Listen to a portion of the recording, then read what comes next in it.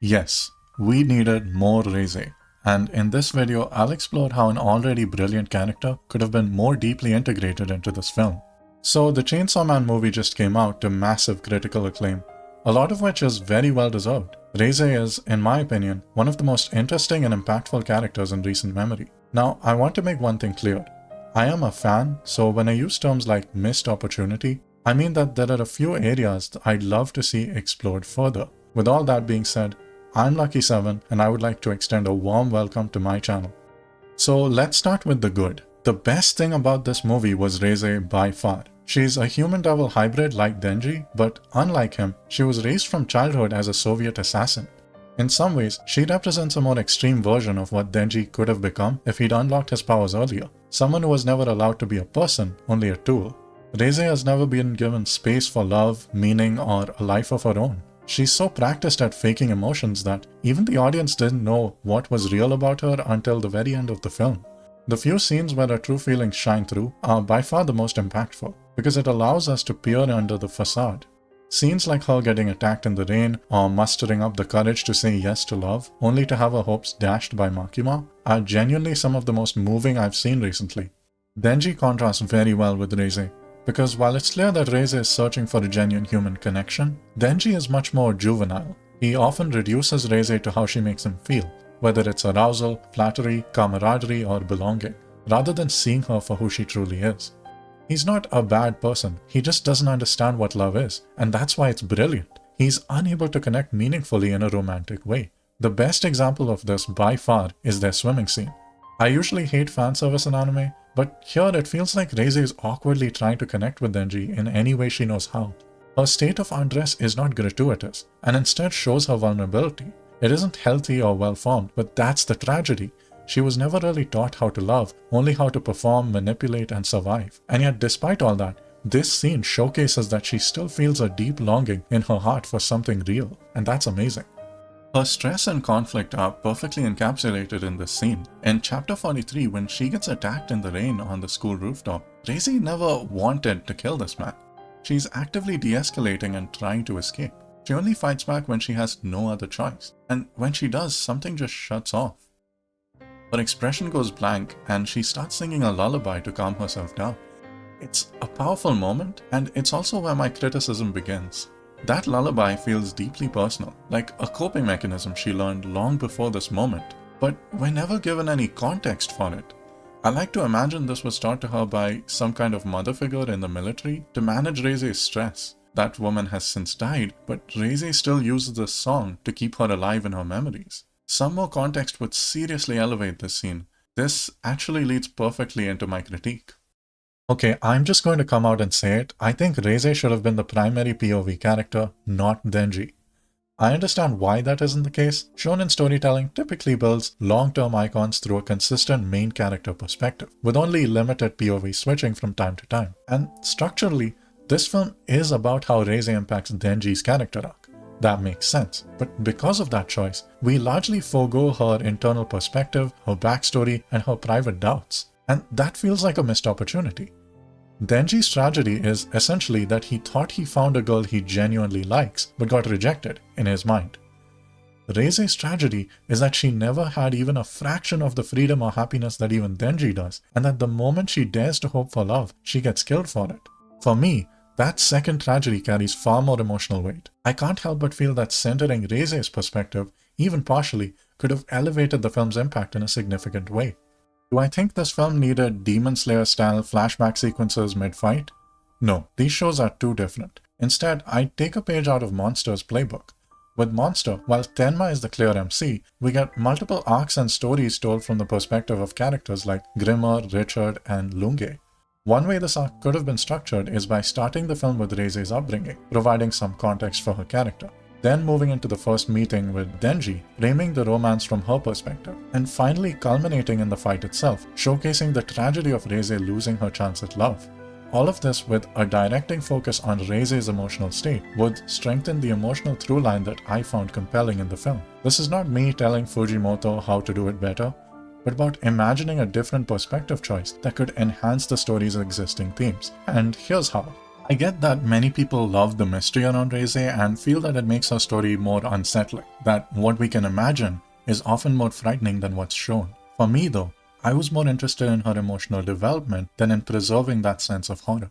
The upbringing of Reze would help add more depth to her later scenes. In chapter 46, for example, she's holding up two disembodied heads as a warning, stating, "I'd prefer to keep killing to a minimum." This contrast with the monstrous actions clearly implies that she feels some sort of guilt or sanctity for life. I imagine a scene exploring her first kill, something she was probably forced to do as a child, which was deeply traumatic and never truly leaves her.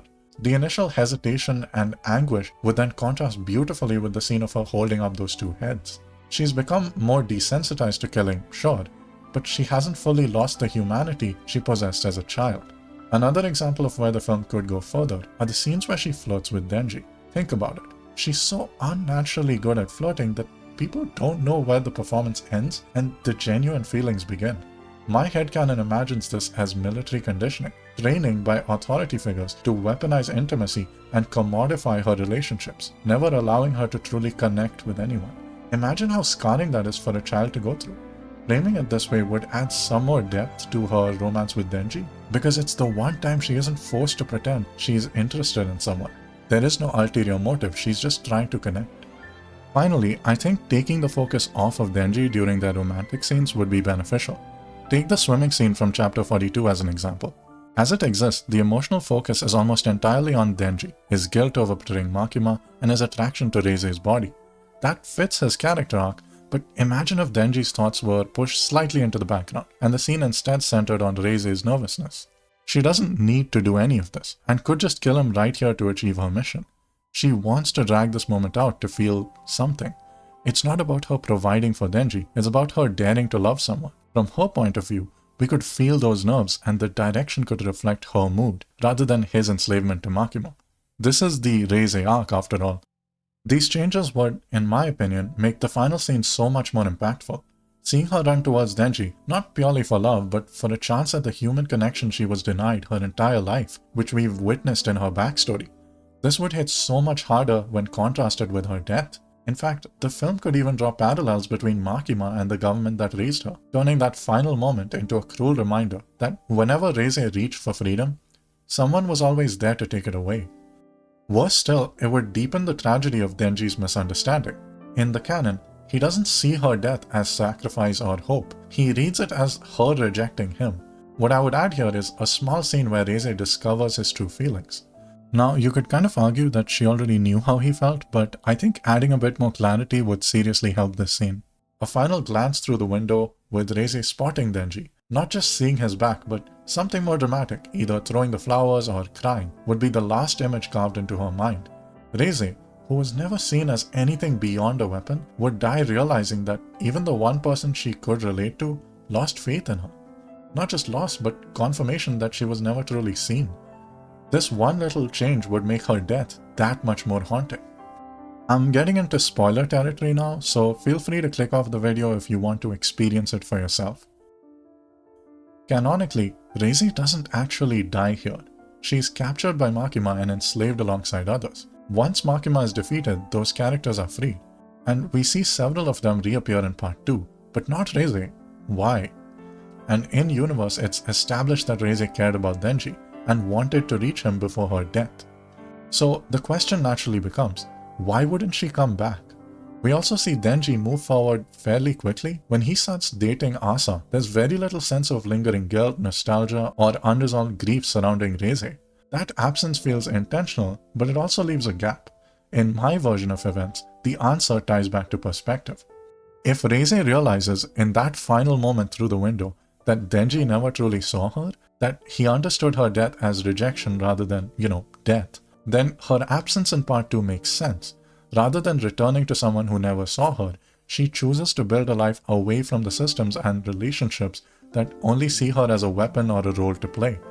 In that reading, her silence isn't a loose end, it's the first decision she makes entirely for herself. It's a small change, but one that I think would seriously enhance part 2 as well. At the end of the day, priorities differ from person to person.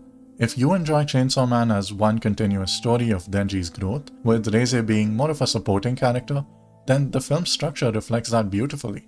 Ultimately, my changes won't make it into the film. Nor do I seriously intend to tell anyone that they're incorrect for enjoying what was offered. It's more to give you an alternative vision that perhaps has an appeal of its own, and highlights a few areas where the story could have gone further.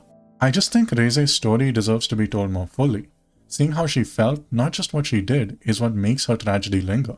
And I hope we get to explore that someday, whether through future appearances or a side story. With all that being said, I hope you have a blessed day. Thanks for watching.